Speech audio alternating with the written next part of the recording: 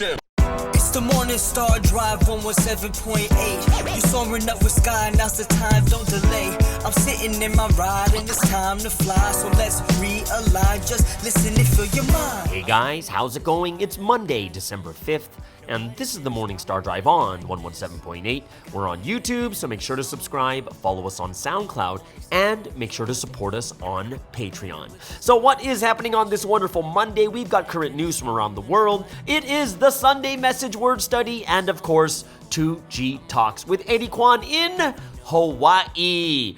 All right, everyone, how are you doing? And would love to know, how was your weekend? Just drop it in the comments below. Would love to hear anything special, anything new, any realizations or anything you felt from this weekend. I'm sure you guys were able to enjoy your weekend and just really rest, receive grace, or some of us might be running even more, meeting newcomers, teaching, lecturing, whatever it is. But it is a new week now. We're back to Monday, and we can restart another amazing week together with the Lord. So everyone, what is this week's message? It's the one we've heard before. It is management is life, and it's really, really an important thing, especially as the first message of December. Yes, guys, we're already in the first week is almost done of December. As crazy as it's December 5th. I can't even, there's only 31 days, and 5 days are gone already. This year has gone by so fast and long at the same time. It's just crazy. So I'm just really grateful and thankful that all of us here joined here together. My question to you guys, like I said, what did you guys do on the weekend? Leave a comment below. For me, yes, as a lot of you guys have responded on my Instagram, another car problem. Oh, I'm so dumb. I'm so stupid. Gosh, it was in the morning at the gym. Thank God it wasn't an accident with someone else. It's just me backing up into a wall. And it's so, okay. That sounds even dumber when I say it out loud that I backed up into a wall. However, it wasn't just like, it wasn't just backing up into a wall, okay? So in the car I'm borrowing, so it's not even my car, the car I'm borrowing has a back sensor. So you hear the beep, beep, beep, beep, beep, beep, beep, beep. Like it tells you when you're getting close to something behind you. But in the parking garage, like there's no back wall, right? It's only, I don't know how to explain it, but the sensor didn't catch anything. So I kept moving backwards and I thought I was okay. And then boom, I just hit the back and then the window shattered and yeah. And I'm going to tell you this, I'm not even that upset. Like one thing I'm super thankful for is it was so cheap. I couldn't believe how cheap it was to replace the window. It was like, in American dollars, it's like $100 US to fix and install the back window. I was like, what? Why is it so cheap? Because it's probably 3 to 5 times more in America, right? So I'm just like, wow, that's super cheap. But that's not the thing that bothered me. The thing that's like, it's just overthinking, future, my life, what's going to happen next within the next month or so. And I'm just like, oh, excuse me. And for me, it's just a lot of joy being taken away from overthinking too much. So I'm just like, what's going on? And of course, I just feel bad because it's not my car, got to get it replaced. And it's not the first time, it's like the second, third time at the mechanic or like, I don't know, it's just crazy. And then what makes it worse is right after I go to, I fixed the car, and crazy as this sounds, it was $100 US, right, for the fix. But on top of it, it took like 40 minutes. That's how fast it was. I couldn't believe how fast, so I'm really happy about that. Then I'm like, I gotta get a coffee. I went to a new cafe, and it was terrible. It was one of the worst lattes I've ever had. Never going back. Yes, if you work there, you know this place is called Richiamo in Malaysia. Never go to Richiamo, even though it's quite cheap. Like that latte was like $2, but still not worth it. I'd rather pay $5 and get a good latte, but it was terrible. And so I was just like, what is happening with my life right now? But then at the same time, I was just super thankful. Because, someone wrote it in my Instagram. It's like, hey, just the fact that you're communicating with God means that, he cares and he's there, right? That's the communication is the most important part. You have a story together with God. So I was like, oh, that's so true. And I'm so thankful for this also. And, but interesting thing is, one thing I thought about my faith is like, even though all these crappy, crazy things costing me money, this and that is all happening, I never blame God, or I never really got mad at God. I'm just like, you just have the, oh, God, like, you're just telling him like, God, oh, it's not, why are you doing this to me? It's kind of like, why is this happening to me? And then God's like, because you're an idiot. And I'm like, yes, I am an idiot. Thank you for pointing that out, right? So I think this is one of the most powerful things I love about Providence is, in Providence, it's about taking responsibility. In Providence, it's about knowing, that sometimes it's your fault. You did something wrong. It's not about blaming others. It's what you did. So I was super thankful that I can really keep my faith in all situations. And now, I just got to be more thankful. Like, I didn't get hurt. I didn't hurt anyone else. It wasn't expensive. I didn't ruin the car itself. It was just the window. And, I think most importantly, I was able to have a conversation with God, which really made me sit down and repent a lot. I'm like, God, what are you telling me? He's like, your window's broken. What does that mean, God? Right? But there are some people out there that are very, very positive because the things that they said to me is, oh, your window broke. It means you're going to have a breakthrough. I was like, oh, that's a very good way of looking at it, right? So, I'm very thankful for all the people out there that are responding and encouraging stuff like that too. So, yeah, I'm grateful. I am thankful. You guys out there rock. You guys are awesome, right? Also, I had an interesting conversation with a leader the other day, another head leader. And the conversation came up is, are you, as a head leader or as a leader, are you leading or following? But you're like, well, if you're a leader, aren't you actually leading? And the answer is, well, in my brain, I think to myself is, head leaders or leaders can still be following. How so?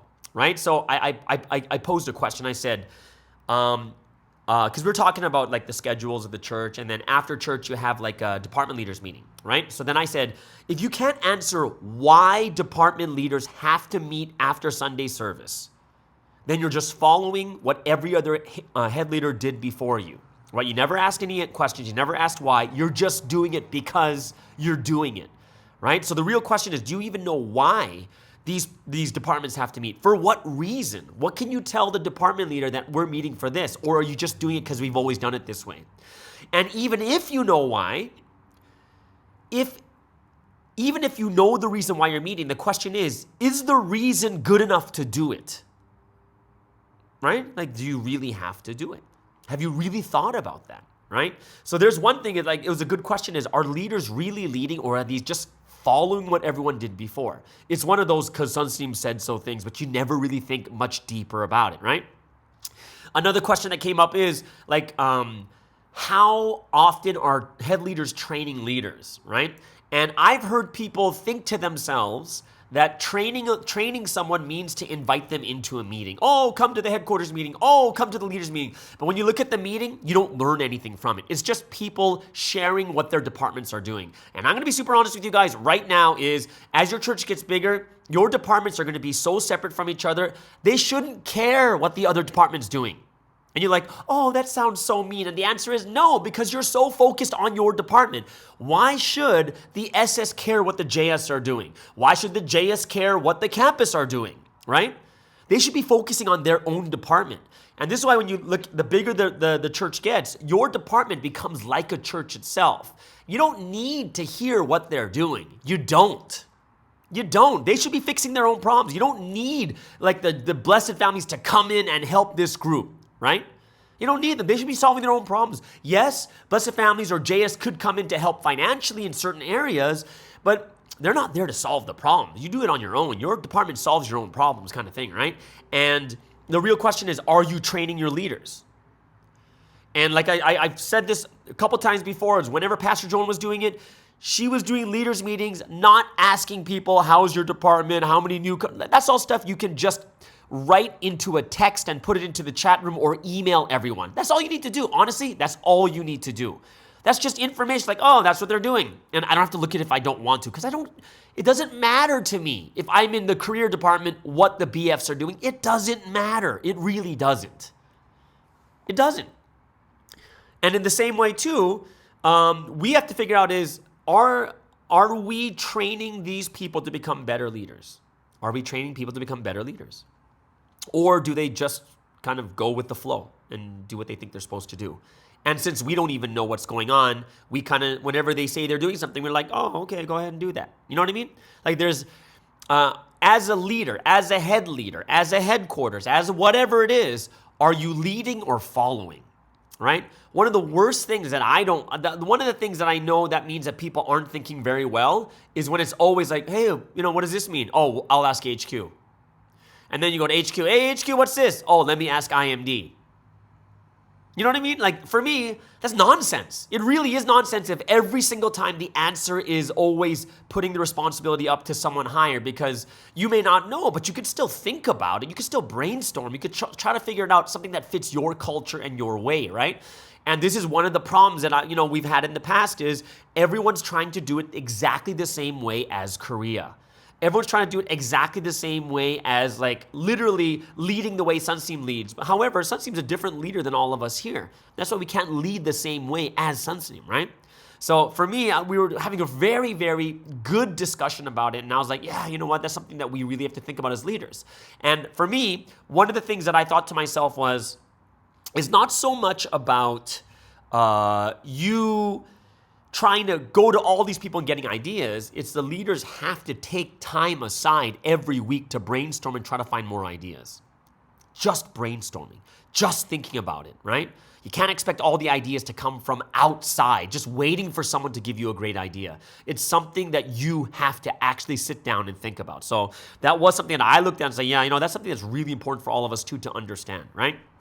So yeah, I had just really, really good weekend besides the window breaking, but great that I can talk with God about it. But either way, poll, today's the last day of the poll, best evangelism skill. And I think we're going to go into the reverse of this poll for next week is what is what area of evangelism is your church struggling with the most? I'm going to put the exact same exact same options as this week's, right?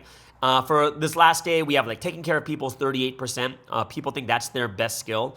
22% is bringing people, almost a fourth or a fifth of people. Lecturing is 19%. Connecting to the word is 16%. Finance is 5%, right? So I was just like, oh, okay, that's very interesting. But I'm more interested to see what's going to be next week. Tomorrow, Provi in the media, so I'm looking forward to that section. I haven't figured out exactly what I want to do, but we're going to definitely go into that. Some really awesome comments, channel comments from last week. I really enjoyed looking over these comments once again. This one's from Kat, and the name you'll see is Paula Gatto, and great comment. Hey, I want to say this week, the podcast has given me so much strength. The songs are so good. I've been going through a tough time this week. Had to take my GMA to the hospital, my grandma to the hospital. Hardly slept this week. My uncle died, and just this evening, my sister got into a car accident. I've been on the go a lot, and I just wake up and put this on throughout my day as I drive. The podcast helps me gain strength and have the proper mentality while also comforting me and helping me feel understood. Now, the word studies all week, and especially the positivity segment today, help me see things in a new perspective. I feel fueled up with hope. Thank you, everyone who works hard to make this podcast as great as it is. It truly is making a difference in this world and history. And just hearing these comments makes this podcast worth it. Right? It's almost the same as me doing the Espresso with Sky. Just hearing people comment that they're using it for their newcomers, looking at my old lectures that I have, people using them to teach newcomers, it just brings me a lot of joy that it's still being used. So super grateful and thankful. All those people out there working hard, whether it's Julius or Thule or Daniel, you have Eddie, right? We have a lot of us out there just working hard, and I'm very, very grateful, thankful that all you guys are doing it. Christy also said, this is for Danny. Hi, Danny. I really want to express how grateful I am to be able to listen to your Danny's Money segment on MSD. Personally, I have no interest in finance at all, but my dad is a huge financial expert, and I find it difficult to connect with him and hold a conversation with him because of our interests are just so different. After listening to your segment, I was able to have conversations with him and build my relationship with him at those times, so I'm really thankful and grateful for that. Having said this, I am also really excited to listen to your new segment. Today's episode was so inspiring, and I felt was an answer to my prayer. I am looking forward to listening to more. So that's great. Danny's doing an amazing job. Remember, he's still in high school. just it's really amazing to see him take responsibility and do things like this too. So I'm super thankful for this also. Kiera says, I am is such a powerful tool. There is so much power in language. I couldn't help but think of God being Yahweh, which means I am, and how the word is God. Just as we are sub-creators of the Creator, the words we use define us in a way. Awesome, Kiara. Eagle's Heart 777 said, really enjoyed today's episode of Health and Happiness. My ears always perk up whenever I hear of Sunseam speaking of health benefits of certain foods in the messages. Thanks for coverage and looking forward to more. Johanna Nilsson, I think over there in Sweden, says, thank you for a great and inspiring word study again. In the beginning, you talked about the videos of your Bible studies that you teach in 2017, 2018. And actually, I'm also using them from time to time, both for my own inspiration, but sometimes for re-education too. I often feel the need of someone else doing the re-education in order for lives to hear the Bible studies in a new way. But there's only me lecturing in my church. So it's valuable to have these recordings. I really like those videos of you lecturing, but there are some things that need to be updated, of course, since we receive new word and direction from Sunseam. If you ever are recording more Bible studies, re-education style, I will definitely use them. So yeah, that inspires me. And it reminds me, like when I look in the business sense, it's like passive income, right? Passive income is you buy a house and just the money keeps coming in, right?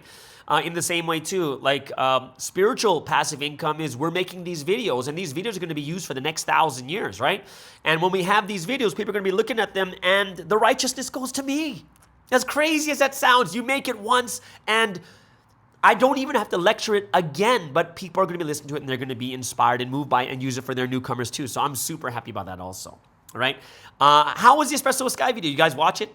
I basically shared my story of going to 4 different cafes in a single day by mistake, but also what I realized when it came to assumptions of God. So I hope that's something that you guys really enjoyed. Make sure you watch it, leave a like, and comment so that so those videos can go viral. All right. So.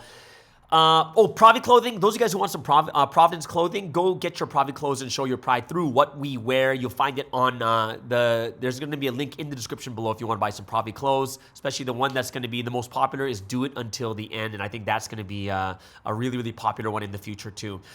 Big shout outs to those supporting us on Patreon. Was it Carly, Lily, and Lena? Super grateful and thankful for all of you guys out there believing and supporting this channel. If you want to support us too, check out the Patreon link in the description. If you're on SoundCloud, click the blue button on the homepage. I am so grateful and thankful that through these contributions, we're able to make this podcast better and better. It's able to support me in my everyday life. And at the moment, like for me, I don't even have a mission. Like I'm not getting paid by anyone, right? But it's through this making my job has become the Morning Star Drive and Espresso Sky, right? So go ahead and check that one out.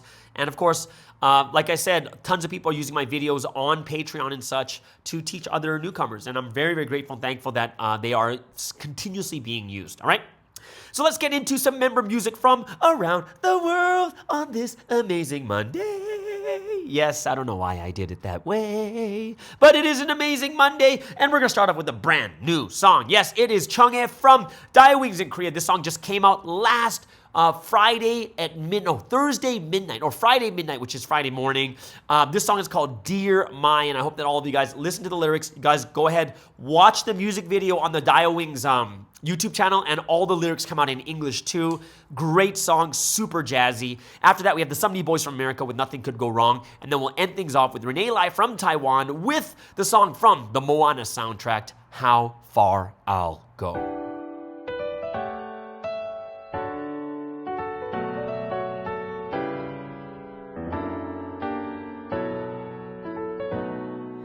어디서부터 어디까지 생각해야 할지 이 작은 한 걸음조차 어디에 찌들지 머리가 온통 하얘질 때 내 지난 길 돌아보면 그대라는 희망이 빛나요 시기와 음해로 얼룩진 말들에 내 진심이 베이지 않게 그대를 등불 삼아 난 나아가요 어려움도 아픔도 이 또한 지나가는 중인데 나를 주어진 길을 난 사랑하겠어요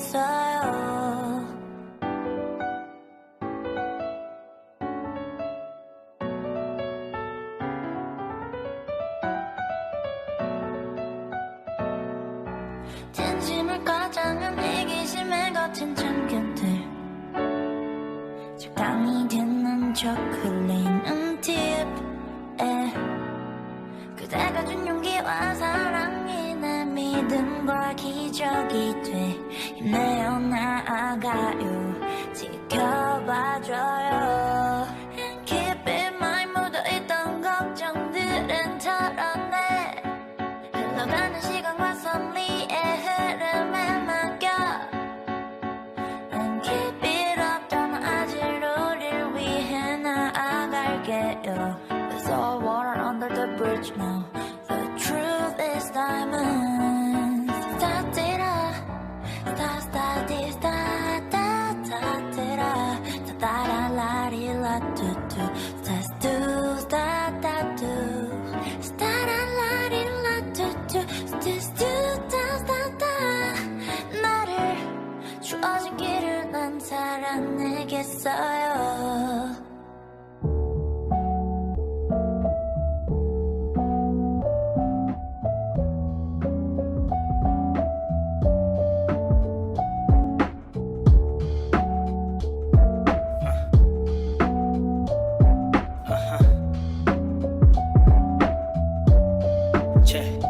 This could be a fast life, a short life, depending how you living. Nothing could go wrong if I'm with you, it's so fulfilling. If you keep the time, really God walks with you. Not even just walks with you, He will even talk with you. That is right. Been feeling life is different, everything depends on me. And having my own thoughts, that's really a test to me.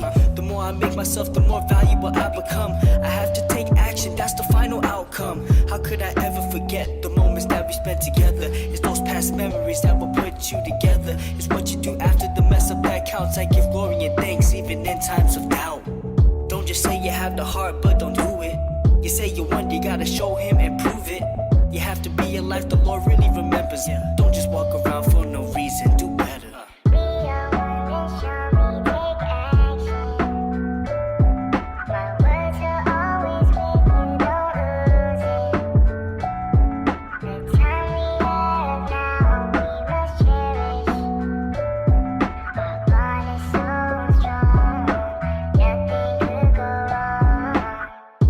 I have the Lord, then nothing could go wrong. I can't be scared to proclaim it, I have to tell the world. Foot on the gas, pushing the pace as I start this race. I have to get my mind straight so I can become great.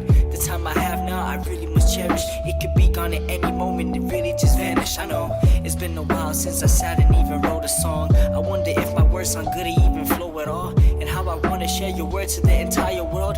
Alright, I'm sorry, let me fix myself. If I think of you, I know I will do well. It's times like these, I know I will prevail. Don't just say you have the heart, but don't do it. You say you want, you gotta show Him and prove it. You have to be a life the Lord really remembers. Nothing could go wrong if we do it together.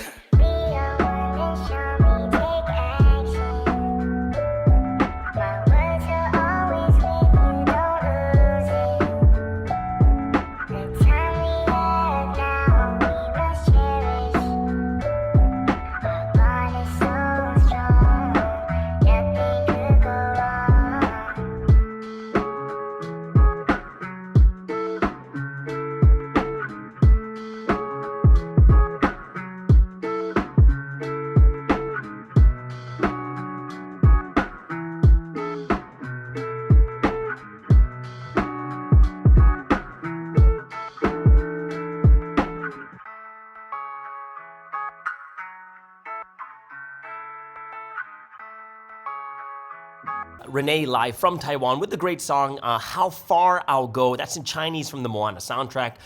Great job there. Before that, Nothing Could Go Wrong from the Somebody Boys in America. And of course, feature arts of the day, brand new song that just dropped late last week. That is Chunghae from Diawings in Korea.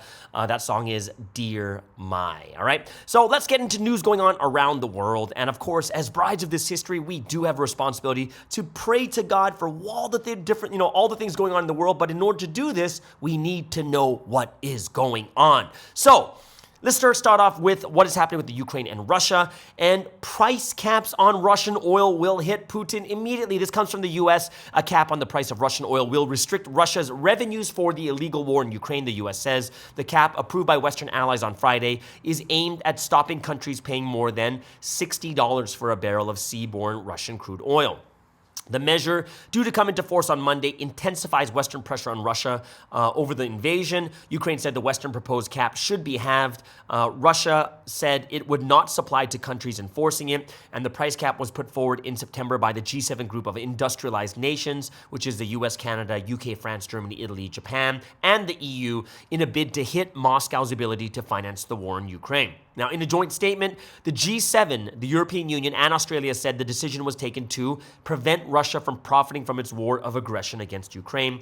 U.S. Treasury Secretary Janet Yellen said the price cap would also further constrain Russian President Putin's finances and limit the revenues he's using to fund his brutal invasion. Now, while avoiding disrupting global supplies, which could send petrol prices soaring around the world, UK Chancellor Jeremy Hunt said the UK would not waver in its support and would continue to look for new ways to clamp down on Putin's funding streams. The agreement of a price cap comes just days before an EU-wide ban on Russian crude oil imported by sea comes into force also on the 5th of December. The price cap, which is meant to affect oil exports worldwide, is meant to complement that. Countries which sign up to the G7-led policy will only be permitted to purchase oil and petroleum products transported via sea that are sold at or below the price cap. Ukraine's Western allies also plan to deny insurance to tankers delivering Russian oil to countries that do not stick to the price cap. This will make it hard for Russia to sell oil above that price. Senior Russian politician Leonid Slutsky told TASS news agency the EU was jeopardizing its own energy security with the cap. Though the measures will most certainly be felt by Russia, the blow will be partially softened by its move to sell its oil to other markets such as India and China, which are currently the largest single buyers of Russian crude oil. So if you look at European countries importing Russian oil, like look at percentages of total oil imports coming from Russia to like Slovakia has 81% coming in there. Hungary has 64.4%. Turkey has like 39, Poland has 38, Estonia has 35, Germany 23, Italy 22%. So you see that there's tons of these countries that have a lot of their oil that's coming from Russia. And if all of a sudden you're losing, let's say 81% of your oil coming in, your country's going to go through a huge energy crunch. Prices are going to skyrocket. So let's see if this backfires or not. And you know what? Like the UK and the US who are like talking about this really strongly, like the UK is only using like 3 to 4%. And, you know, America's using less than 5%. So when you look at this, they're not being affected as much as other people are. So it's quite interesting, right? So that's kind of the big news that's happening. We'll see what happens with petrol prices now. U.S. Air Force unveils new B-21 Raider nuclear stealth bomber. The U.S. Air Force has unveiled its newest nuclear stealth bomber, the B-21, which will gradually replace aircraft first flown in the Cold War. The first new bomber in 30 years could cost nearly $700 million each, and can carry nuclear and conventional weapons. And as expected, specific details of the aircraft remain shrouded in secrecy. But U.S. Defense Secretary Lloyd Austin said it was a testament to America's enduring advantages in ingenuity and innovation. The B-21 Raider was unveiled during a ceremony on Friday at manufacturer Northrop Grumman's facility in California. Mr. Austin said the plane would offer significant advances over existing bombers in the U.S. fleet, stating that even the most sophisticated air defense systems will struggle to detect the B-21 in the sky. 50 years of advances in low observable technology have gone into this aircraft, and he added that the plane was also built with an open system architecture which allows for the incorporation of new weapons that haven't even been invented yet. And while the potential for an uncrewed flight was not mentioned during the ceremony, a U.S. Air Force spokesman said the aircraft was provisioned for the possibility, but there has been no decision to fly without a crew. The first flight by a B-21 is expected to take place next year. And it will eventually replace the B-1 and the B-2 models, and the fleet is estimated to cost around $203 billion to develop, buy and operate over 30 years, according to Bloomberg. 6 planes are currently in production, the manufacturer said, adding they would feature the next generation of stealth and that it's employing unspecified new manufacturing techniques and materials. The U.S. Air Force is planning to acquire at least 100 of the aircraft. 100 times 700 million is what? That's crazy. It's like isn't that like $70 billion or something like that? It's crazy. Last but not least, we're going to go over here to Malaysia. Anwar Ibrahim, The honeymoon as Malaysian PM will be brutally short. If there even is going to be a honeymoon, it's going to be really short because Anwar Ibrahim became Malaysia's 10th prime minister last week after an epic career in which he had sought the job and come close to getting it after a quarter of a century. But whatever jubilation he might have felt must have been tempered by the daunting task now confronting him. The 75-year-old is a skilled orator with extensive political experience and personal charisma. But he has in the past also shown lapses of judgment, and he must now muster all his strengths to fix the economy, satisfy long-suppressed demand for reform, ease racial mistrust, and keep an unwieldy coalition together. His reformist multi-ethnic Pakatan Harapan (PH) coalition won 82 parliamentary seats in last month's election, more than any other political bloc, but well short of the 112 needed to form a government.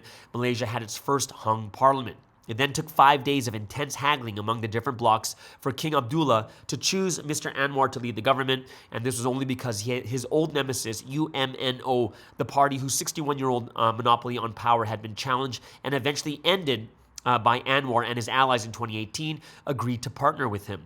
But it's an arrangement that leaves many in both the UMNO and PH uneasy. Anwar's first problem has been allocating cabinet posts. The UMNO and its allies won only 30 seats in the election, but its price for cooperating with PH was to be given several cabinet posts.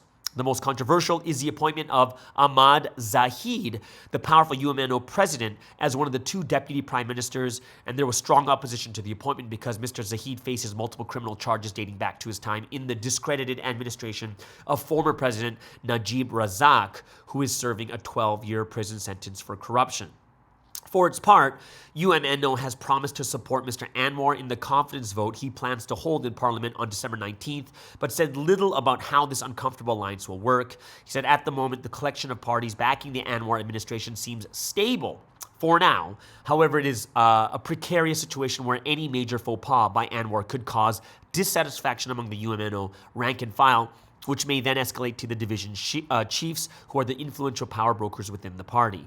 UMNO's General Assembly in December will be a test. She adds, rising dissatisfaction could lead to an internal party vote to withdraw support from Mr. Anwar as PM.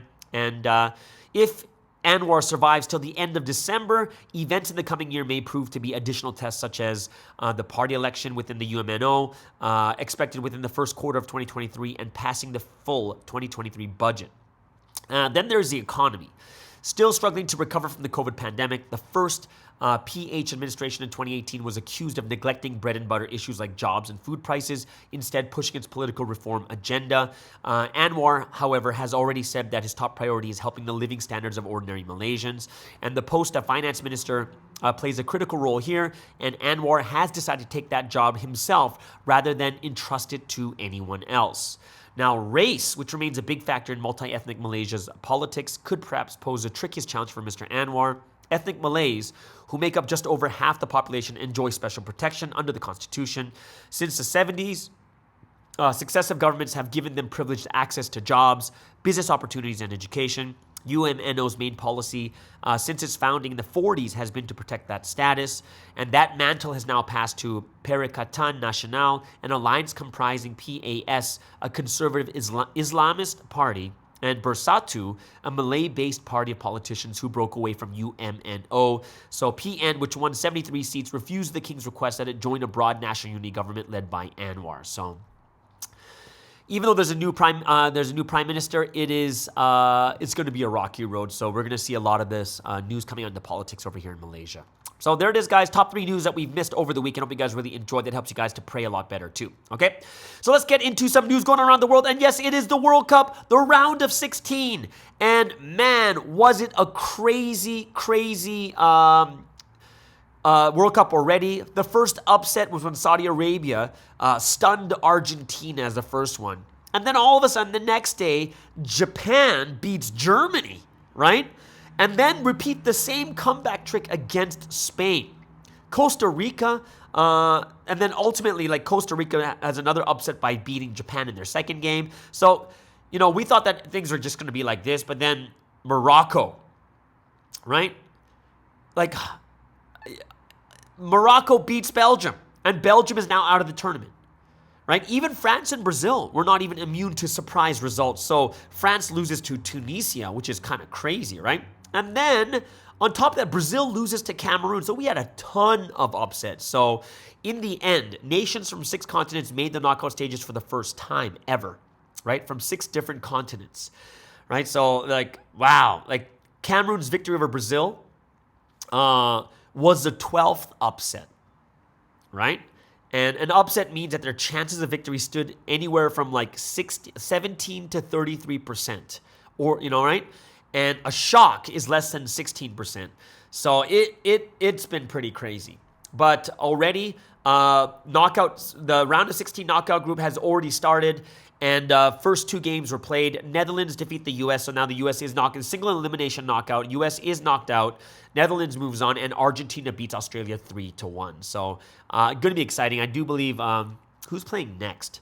Well, I know that like Japan plays, Korea plays Brazil, so that's gonna be a pretty crazy game. But they lost 2 players in their last game, and it's their fullback, which means that Son Heung-min can have a great showing that day too. So I'm really excited about that game. Also, even though I'm not gonna watch it because it's just way too late for me over here. In NCAA football. It's championship weekend. Wow, crazy games happen. Basically, USC, all they had to do was win to stay into the college football playoffs, and they lost to Utah again, 47-20. They got killed in the Pac-12 championship.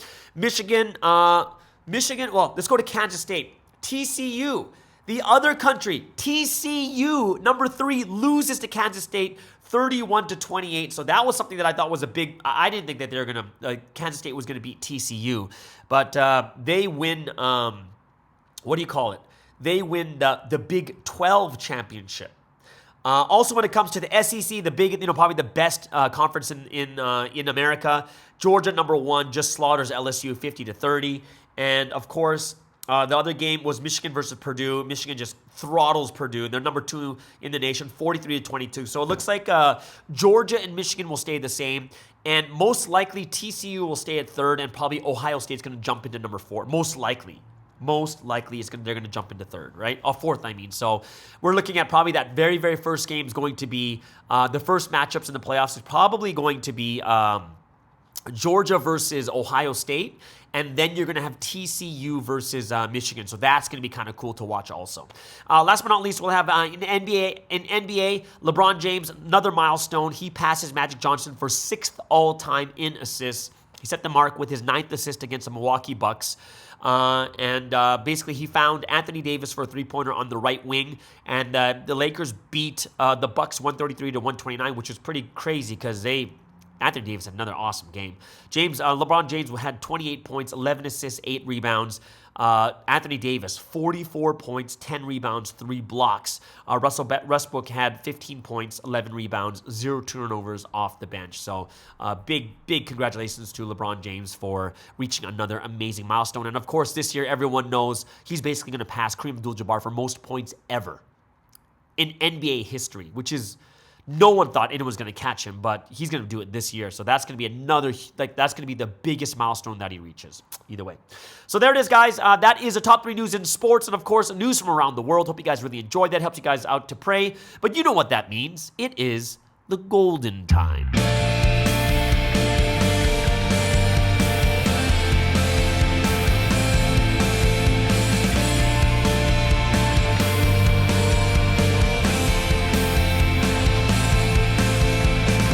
And yes, it is the golden time, a time of praise and worship to the Holy Trinity. Hope all of you guys are looking forward to giving glory to God and the Holy Spirit. So, what are we going to praise and worship today? We're going to start off with a great song, His Will, and then we'll go into Paradise, and we'll break things down with an oldie but a goodie, My Life. So, as one body of the Morning Star Drive, let's spend this time giving praise, honor, and glory to the Holy Trinity.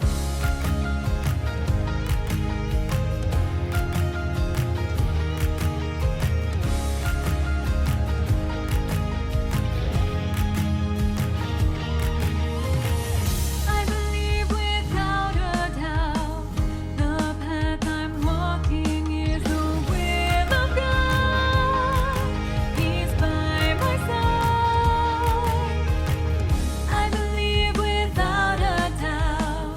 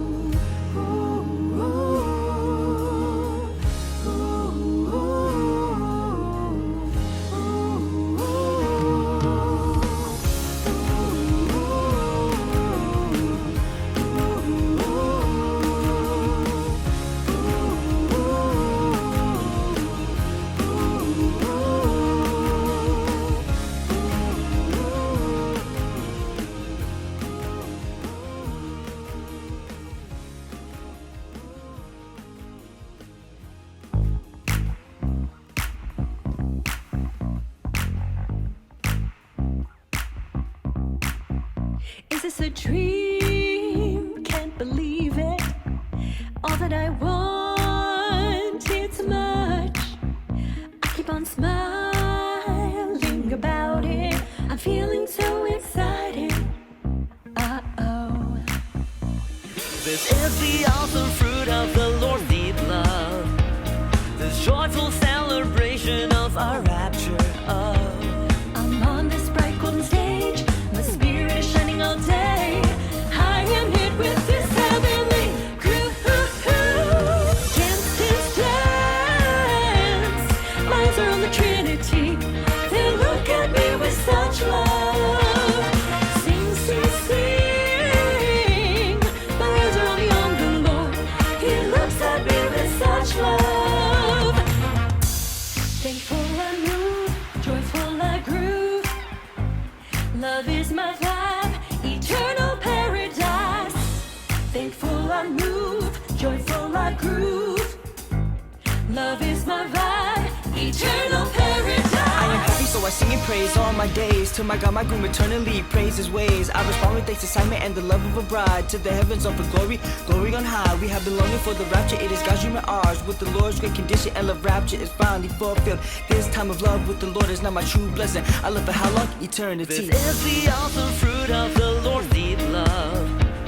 This joyful celebration of our rapture. I'm on this bright golden stage. My spirit is shining all day. I am hit with this heavenly groove. Dance, dance, dance. My eyes are on the Trinity. They look at me with such love. Sing, sing, sing. My eyes are only on the Lord. He looks at me with such love. Dance, dance, dance. My eyes are on the Trinity. They look at me with such love. Sing, sing, sing. My eyes are only on the Lord.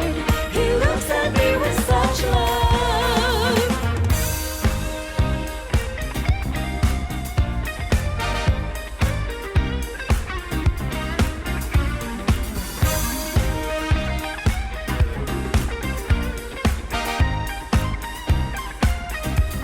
Glory to God in heaven. Love to the Holy Spirit. Love is my vibe. Eternal joy to the Holy Son, Lord. Love crowns are celebrating. Love is my vibe. Eternal paradise. I am happy, so I sing and praise all my days. To my God, my groom, eternally praise his ways. I respond with thanks, assignment, and the love of a bride. To the heavens offer glory, glory on high. We have been longing for the rapture, it is God's dream and ours. With the Lord's great condition, and love rapture is finally fulfilled. This time of love with the Lord is not my true blessing. I love for how long? Eternity.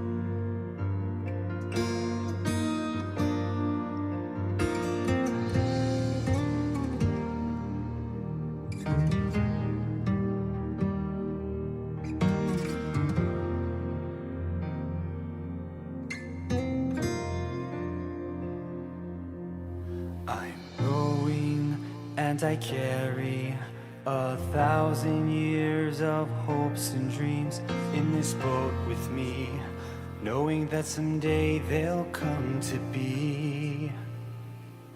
I am more than words, I bring them to life. More than words alone, I speak through deeds. Although my eyes and body are small, I can understand both this world and the next. I see everything my hands and feet are hands and feet of fire. They're more than I can use in just one life. I'll live without regret. Yes, I will use my life for my family, nation, the world. For more than just myself, I'll live for heaven's will. I will live for God without regret.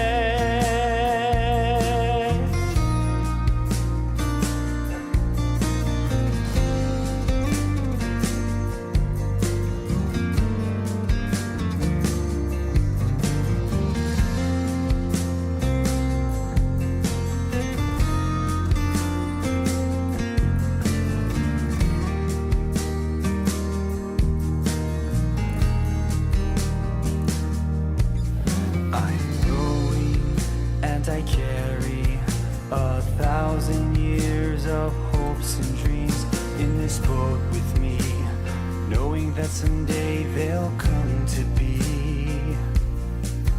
I am more than words, I bring them to life. More than words alone, I speak through deeds. Although my eyes and body are small, I can understand both this world and the next.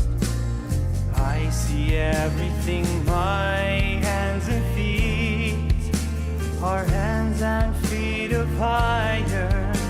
They're more than I can use in just one life. I'll live without regret. Yes, I will use my life for my family, nation, the world. For more than just myself, I'll live for heaven's will. I will live for God without regret. I'll live without regret. Yes, I will use my life for my family, nation, the world. For more than just myself, I'll live for heaven's will. I will live for God without regret. I will live for God without regret. I will live for God without regret.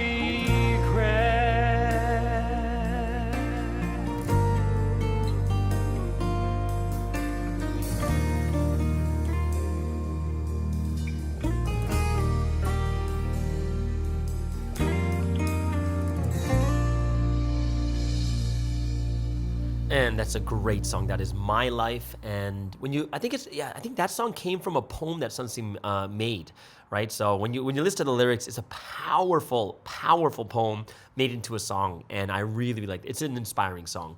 Before that was Paradise, and of course, His Will. All right. So let's get into today's Sunday message word study. And yeah, it's back to the head leaders this week, and head leaders got a couple of resources, and from those resources, they had to make a sermon from it. So I'm sure everyone's pastors did something a little bit different. But I know that all the key points are there. Especially this week's message, management is life, from 1 Thessalonians chapter 5, verses 12 to 23. It was powerful message on managing yourself, right? And I looked at this, and when I look at, I like the beginning part, because the beginning part kind of goes very broad. Like management is life, but also religions have to manage themselves also.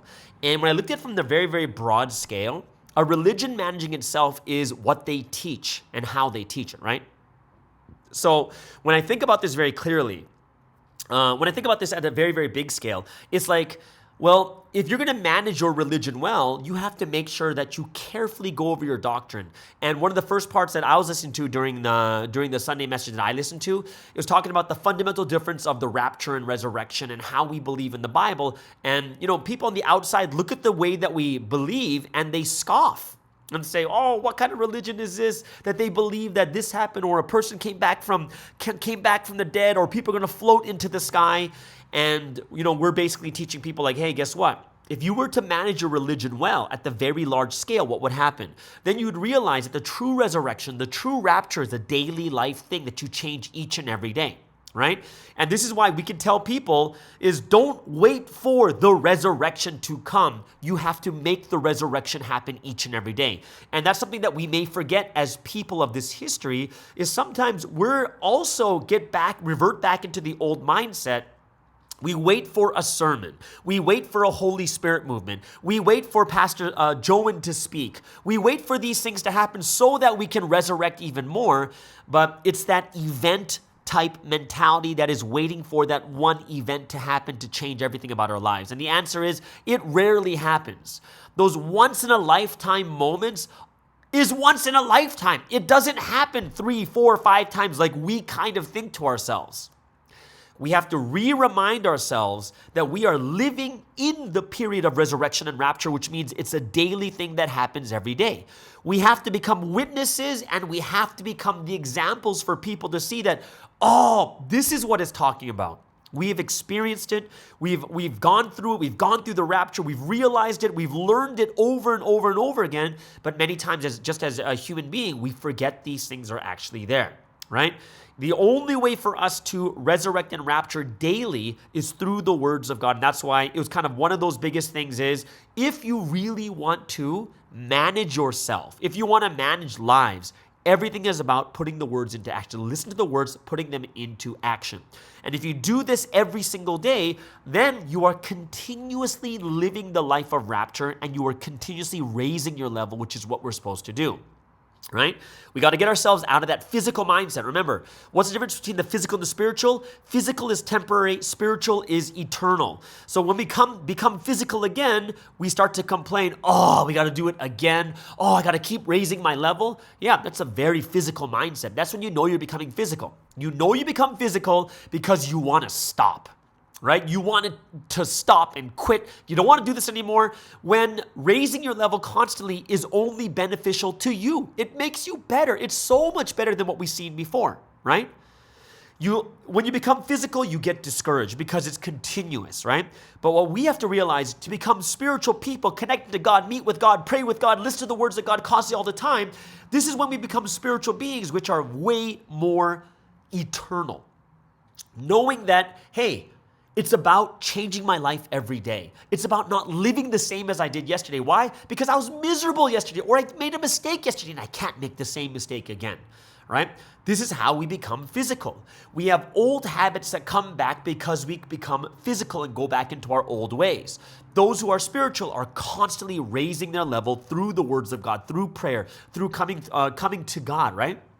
Yeah, we're going to feel discouraged when we become physical. We're going to become discouraged when bad things happen. But all we have to do, like the message says, is put the words of God back into action again. Because once you do that, you're going to get back up.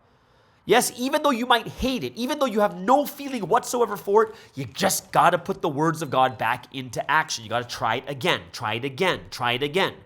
Because as long as you're putting the words of God into action, you are fulfilling God's will. And if you're fulfilling God's will, the Holy Trinity will be with you. They will. They will help you. They're going to help you. If anything, we have to think to ourselves is, remember, when we learned the times, and half the times, 2023 is a year of world liberation, right? The freedom of the world. It's a new start. It's like a new beginning. We're at the end of this 45.5-year period, which is supposed to be the mission of the one that was sent, which is kind of crazy. Think about this, guys. The thing that pops in my head right now is we went to the path of the cross, but originally the 1978 to 1999 is the private life. 1999 to 2002 and a half is supposed to be the grave period, and then 2002 to 2023 is supposed to be the resurrected period. And that's supposed to be the mission of the one sent. But here's the crazy part. So everyone, even before all this stuff happened, like Sunsim going to the cross, everything else, Sunsim, going through his situation, even before this, we're all wondering, what does that mean? What's going to happen in 2023? Well, a lot of us were understanding that it's supposed to be the end of the mission, right? But then what does that mean? If it's the end of his mission, does that mean that we take over and that we're the ones that have to take responsibility for this history?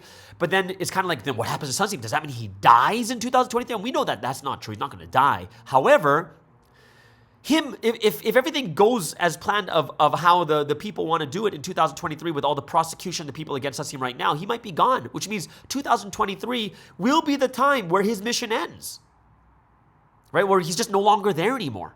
Like that's a possibility that we have to look at this and say, whoa. So if he's from 2023, if nothing works out the way that we thought it would, the question will be are you ready for this new start of 2023 where we have to be the ones that take responsibility? We don't take over. We're not going to become the heads. There's still a head, only one head. But the real question is, are you ready? Why do you think Sansi keeps saying reform, cut, make anew, make it better, resurrect, change? Why is 2022 so important right now?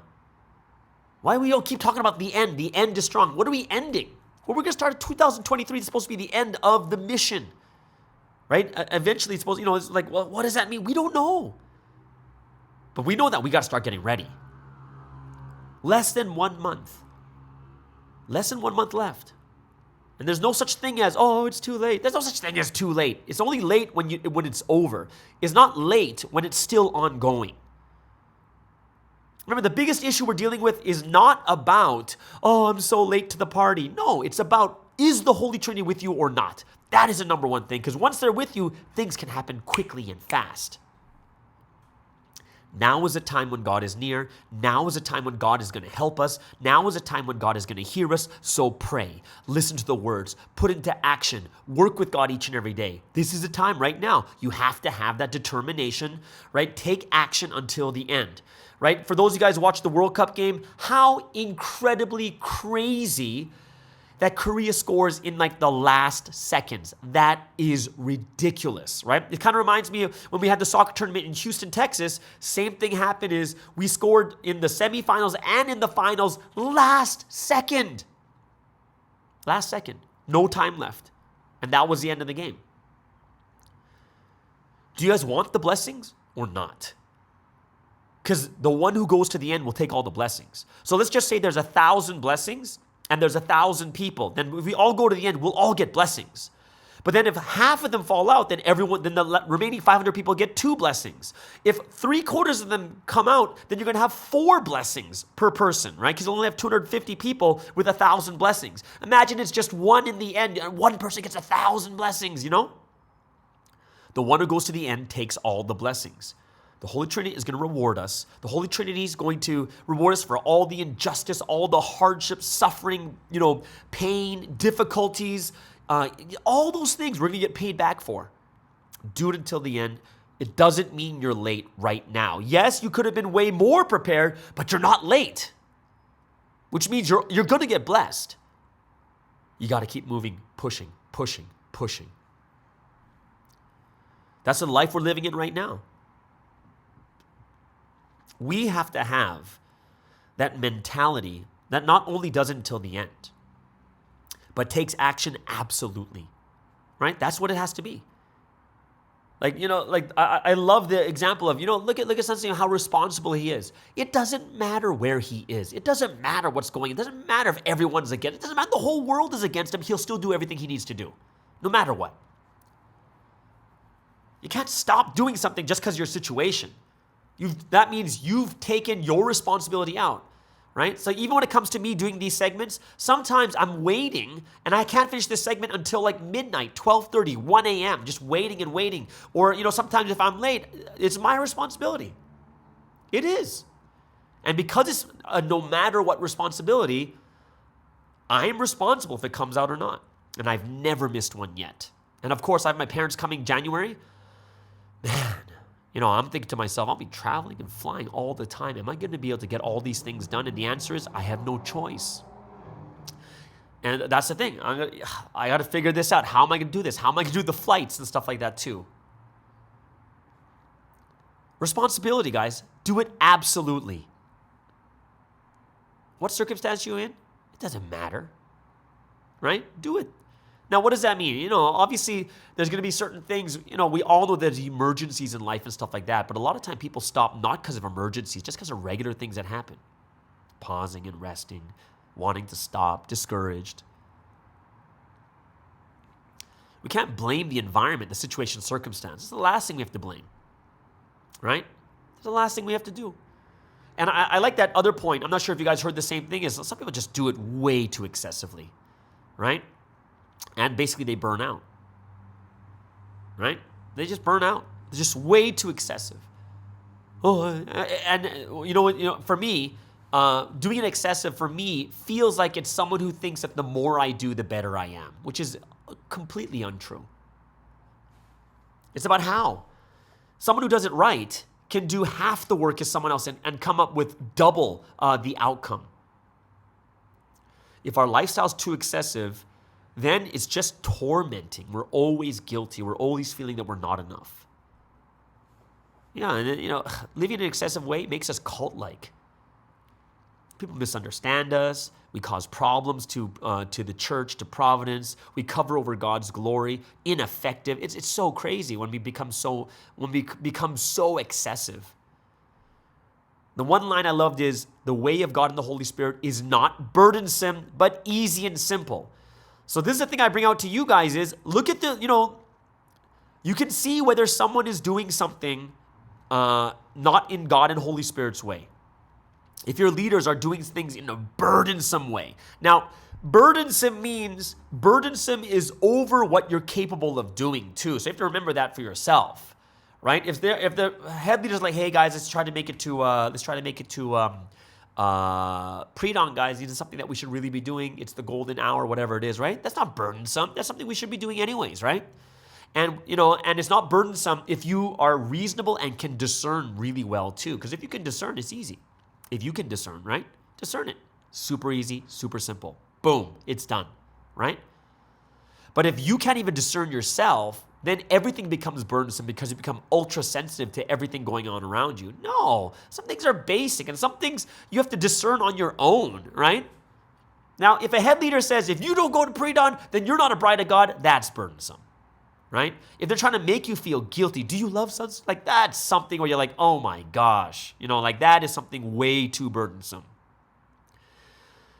God and the Holy Spirit will never force you. God and the Spirit is not burdensome.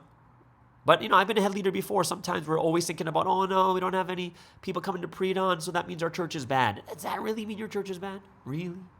Really? Don't be excessive. Don't be excessive. Right? And, we have to be those, especially at this time, at the end of the year. We got to check ourselves. What have we done this year? What have we become? Reflect. Make yourself clean. Cut off what you need to cut off. Polish. Reveal. All these are different things. Take action, right? But we got to check. Got to check over and over and over again. Right? And, especially like we're going through this really difficult time where there's a lot of chaos all over this history right now.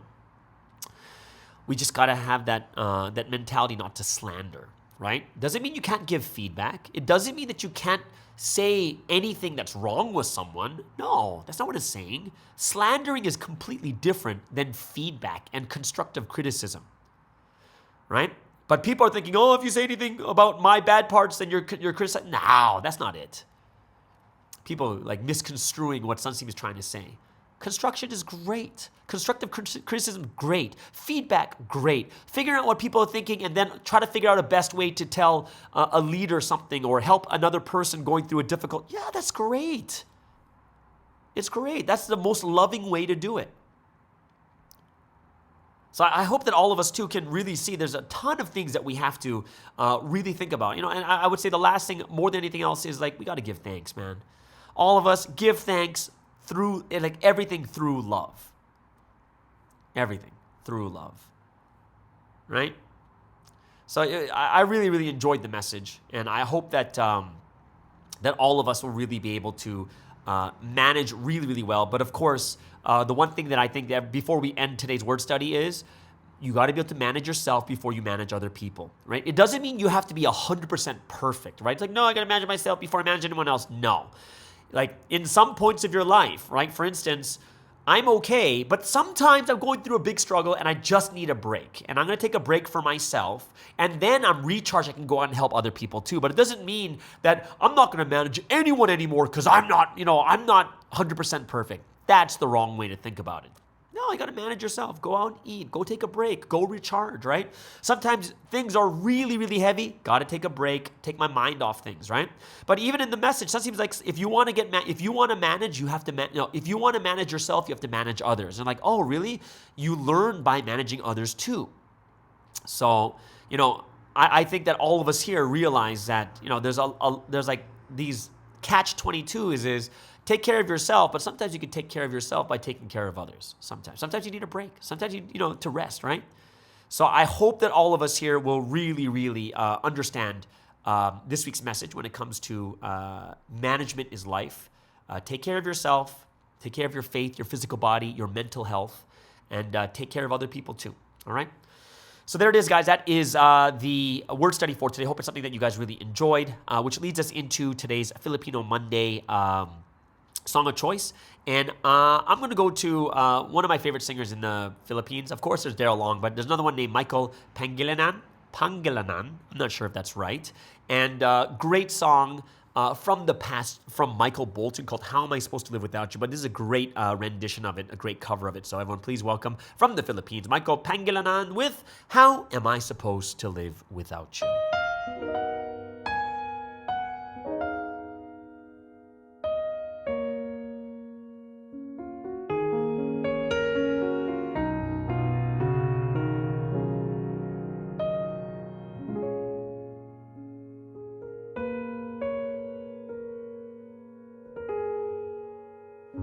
I could hardly believe it when I heard the news today.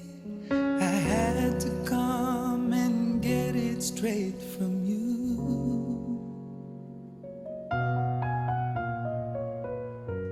They said you were leaving, someone swept your heart away. From the look upon your face, I see it's true. So tell me all about it. Tell me about the plans you're making. Tell me one thing more before I go.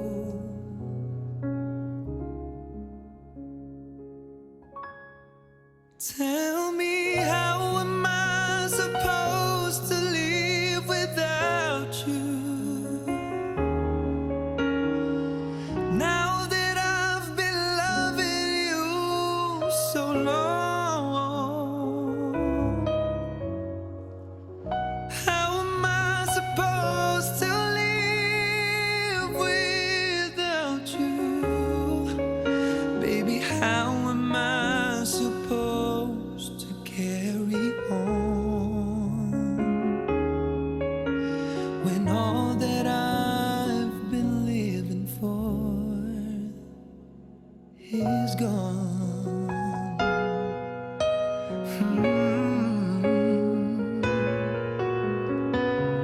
Didn't come here for crying, didn't come here to break down.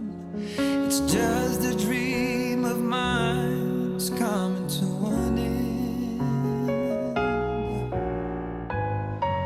And how can I blame you when I built my world around you, hoping one day we'd be so much more than friends.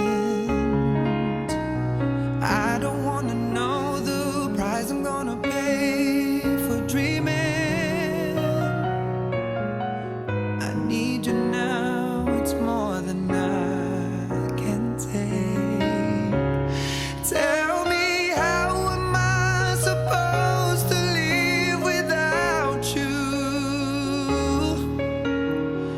Now that I've been loving you so long, how am I supposed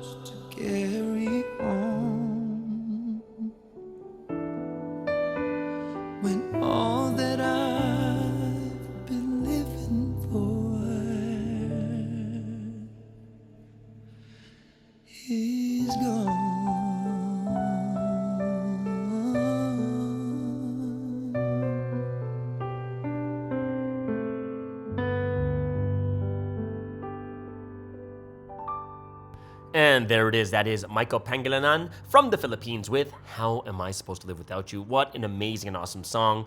And I do think that's a song that we should, not just us singing to the Holy Trinity and the Man of Mission, but also how they feel about us too. Okay, and then I think that's the song of love.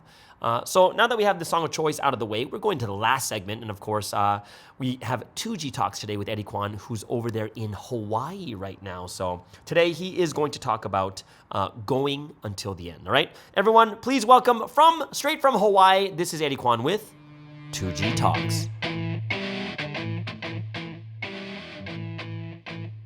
Hello everyone, welcome to another week's episode of 2G Talks. Yes, I switched out the soundtrack that I normally use. It's been a while, right? And I think we could all use, change at various times. So I hope you guys are having an exciting new start to this week and something I really want to share because this last week's message was so moving, and I think, everyone kind of recognizes and understands like what it's talking about, right? And like I think inherently, and even in terms of like in theory, everyone understands the importance and the value of the message and of the will, and I think it really tries to encourage us to go until the end, right? And so that's something that I've really been trying to work on throughout, throughout my entire life, of course, but especially during this last week, and in terms of some of the new projects that I'm picking up too.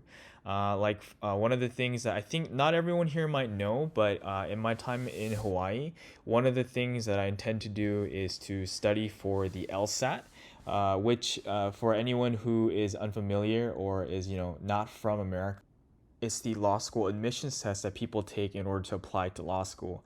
It's kind of like the SATs or whatever other standardized tests that you guys use in your respective countries, and it's a pretty difficult test, and it requires a lot of preparation. And in the past, when I tried to study for it and make my mind up to go to law school, I was like, it was something that I couldn't do easily. At the time, it wasn't something that I could do until the end. And so even with that, that's something that I wanted to do while I'm here, and I really want to do well at the test. So I'm really trying to make up the mind to do it until the end. But a lot of times, even though that sounds good, right, and that's really something that's a core motto of Providence, right, like do it to the end. But many times it's not so easy to do when you do it in reality, right? In theory, it sounds great, but in reality, is it something that we can do? And so if this is something that is something that happens to any of you guys too, one of the things that, I experienced today is hopefully something that can help everyone at home too. Right. I went with one of the newcomer guys here who've been diligently learning, and he's made an amazing transformation. I think many of the Hawaiian members know this person, but in the period of 7 months, he made a massive transformation in his health and his body by working out just to the extreme. And he's actually inspired other members here to work out too. So he wanted to go out to this hike at Cocoa Head, which is it's a short hike, but it's intense. It's a lot of stairs going up the side of a mountain, and after a certain point, it just climbs vertically up the mountain. I've always liked hiking and things of that nature, but it's been a long time since I've done something like that. And so it was quite physically intense, and there were so many times where I had to stop because my legs were just shot, right? They just couldn't move forward. And I was feeling lightheaded a couple of times, and there were many times in that moment, right? You just want to quit. And that's not even the right way to describe it, because it's not that you want to quit, but your mind is just so focused on the lack of breath, on the physical discomfort and all of those things. And yeah, of course you want to quit. And I think a better way to say that a lot of people say is you want to die in that kind of place, right? And so this is really a test of my will in that moment. That was like just very raw, right? It's very real. It's not just like in the world of theory, like in like the world where like I'm trying to strive for this goal and I'm hoping to just make it to the end. But no, this is like a clear in your face, like, hey, can you make it to the end or not? And yeah, there were many times I wanted to quit. Like I don't think I've ever turned back from a hike,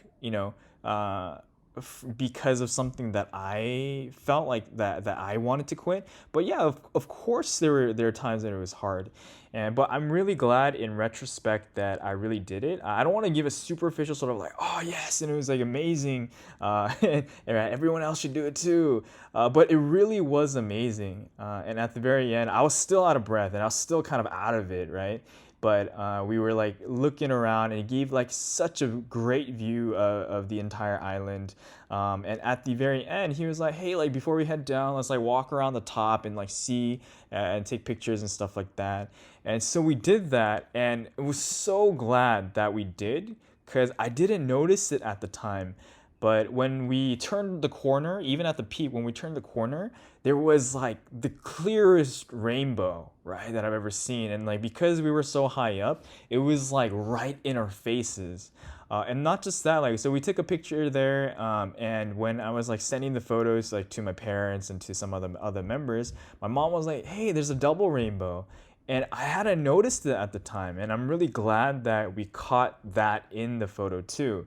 Right, and I came back to the place that I'm staying, and one of the folks here was saying like, hey, yeah, like a double rainbow is actually a really good sign.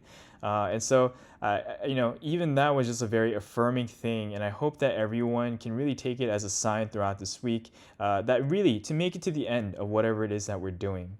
Lastly, this is something I want to share. I really want to share with the Hawaiian members because I'm very moved, to the Trinity for this, for the thing that they've done for me. And it's like, it's mind-boggling because I'm not really like easily influenced by like maybe these kind of like moving stories involving visions and things that people see in dreams, but there's just some times where it's just unavoidable, and it's something I really want to share with Hawaii because like this was one of the big signs for why I felt like I could come here and why God was really blessing this path. But really, before I was going, I think I shared this before, but like when headquarters was asking if I want to go to Hawaii, I was praying about it, and they told me really like try not to tell too many people right away, but at least tell your parents. Right? Your parents should know. And when I was younger, I normally wouldn't tell them right away, but in this time, I was like, okay, I feel like I should tell them right away. And I think I've told part of this story before, but I don't know if I've told this part. And after the night was over, like I talked to them about it, and they weren't exactly happy at first, because of course they would worry, right? Their son is going away to a place where they don't know what he's gonna do in terms of like where he's gonna live, like how he's gonna get around, what kind of like he's not gonna be working at that time, so they're concerned by all of these things, right? So we talked it out, and at the end of the night, it ended okay. But in the morning, the craziest thing was, when I saw my mom, she said like, hey, like I had, like she couldn't remember if it was like a dream or a vision, but she's actually someone who gets these things like a lot. Like I'm someone who doesn't really get that kind of stuff too often. I'm getting it more nowadays, but like she's someone who gets like really like just incredible dreams and things like that. So even though I'm not like super keen on those things, like because of all the things that I know have happened as a consequence of her dreams, like I tend to pay attention when they happen. And so what happened in her dream is that she said she saw me like walking, right, like by the ocean, right, like by the beach. And she said you had a backpack on and you were like heading towards the water. Right, and in the water was like this bright sunset that was coming up. This sun that was like huge and like covering the entire horizon. And she said that she saw me like walking towards that sunrise. And as the sun was rising, like over this huge sun was this huge rainbow that was covering the sky. right? And so at the time, right, it didn't hit me right away because like I said, like this did require, you know, somewhat lengthy conversation together with my parents to get them to a point where they're kind of okay with this decision. And so it didn't hit me right away, but like my mom was joking. I mean, I actually don't think she was joking. I think she was serious, but she was like, if I didn't get that dream, I wouldn't let you go. Right. And so I was like, whatever, mom. But like thinking back on it, I was like, wow, like that was such a big sign. And because even just the nature of it, right? Like I think anyone listening to that vision, that story, can kind of picture what that image would look like. But even that alone was moving. But I think there was something that I completely missed, and it wasn't until we were meeting with some of the leaders from headquarters and together with our local leaders, and that we shared this story. And like we just shared the story in passing, right? It wasn't really meant to recount like some sort of deep moment. But when we were sharing that, like the pastor from headquarters, he was like, "Wow, yeah, like that's so incredible because you know." Hawaii is like the rainbow state, right? So like for those of you guys who aren't, you know, from around here or like don't really know anything about Hawaii, yeah, like even on their license plates, everywhere you go, there's like rainbows, right? Because there's, you know, everywhere you go in Hawaii, like you can, you know, spot these beautiful rainbows. And so like I was like, oh wow, like I completely forgot about that. Like I did not put the you know, two and two together from the dream and from that too. And so that was like another shocking sign for that too. So like the main reason why I think I haven't really shared this story with the Hawaiian members too much is I'm not really taking that story as like a sign of big things happening necessarily, right? Because you know, like it's not I'm not necessarily getting my hopes up. But I really do want to share the story because I'm already moved that the Holy Trinity are really taking care of me in that level, right? Even just the opportunity to come here and to run in whatever capacity, and like even in terms of like studying for the LSAT and all of these things that I'm really not just doing for myself, but in whatever way that I can use it for the Trinity's will. I'm hoping that it's really like walking towards this golden sunrise, you know, together with the rainbow above it. So I'm really, really grateful to the Trinity. Like even with law school, right? Like I think it's different from in the past because in the past, like if I were to go to law school, it was only for my own ambitions and for my own like goals and hopes. But when I just thought about that, it wasn't something that I could use to go until the end. Like I was like, man, like I don't think that I can spend the rest of my life doing this. But right now, truth be told, I don't know what I would use that degree for as of yet, because I do know that I would probably work as a lawyer, but I don't know in what capacity yet.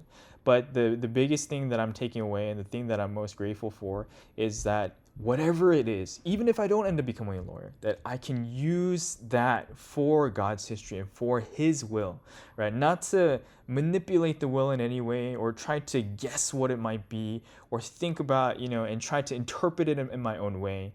But I'm just going to take action on it, go until the end of these studies too, do my best, and keep praying to God and the Holy Spirit to lead me down the path that I need to go, even for this too. And so I hope that everyone has similar hopes and dreams and visions, you know, like directly like the dreams and visions like I shared that my mom had too, but even about your dreams and your hopes for what you want to do in Providence too. You know, it really, whoever you are, whatever it is that you're aspiring for, whatever your circumstances might be, however long you've been in Providence, I think this part doesn't change. Right? As long as we do things for God's will, that God will truly be with us until the end. Right? That was last week's message, right? And so with that, I really hope that you guys all have a great Monday, and I'm very much looking forward to seeing you guys again next week. But until then, we hope you have a great week with the Morning Star Drive on 117.8. And thank you so much, Eddie, for another wonderful episode of 2G Talks. Yeah, and sometimes we do need change, and it's great to see some new intro and outro music. But you know, the one thing that I think is we do the job of packaging the words or packaging the things that we have. Like God gives us the truth. And then now it's up to us to package it. Like a head leader is given the resources, but now we're supposed to cook it and we're supposed to present it in a way where people are like, oh, that's what I was looking for kind of thing, right? So thank you once again. Hope you guys really enjoyed it. Leave a comment below for I in the comments. I know that a lot of you guys were inspired by it too. Okay, so there it is, guys. The end of today's Monday podcast. Hope you guys enjoyed it. Have a wonderful first day of the week on Monday together with the Lord, and we'll see you guys again tomorrow on the Morning Star Drive on 117.8. It's the Morning Star Drive 117.8. You soaring up with sky, now's the time, don't delay. I'm sitting in my ride and it's time to fly. So let's realign, just listen and feel your mind. I'm burning with desire and the passion. Nobody can stop me when I'm like this. I got my head in the zone, you know. I'm on the Morning Star Drive, you know. I'm burning with desire and the passion. Nobody can stop me when I'm like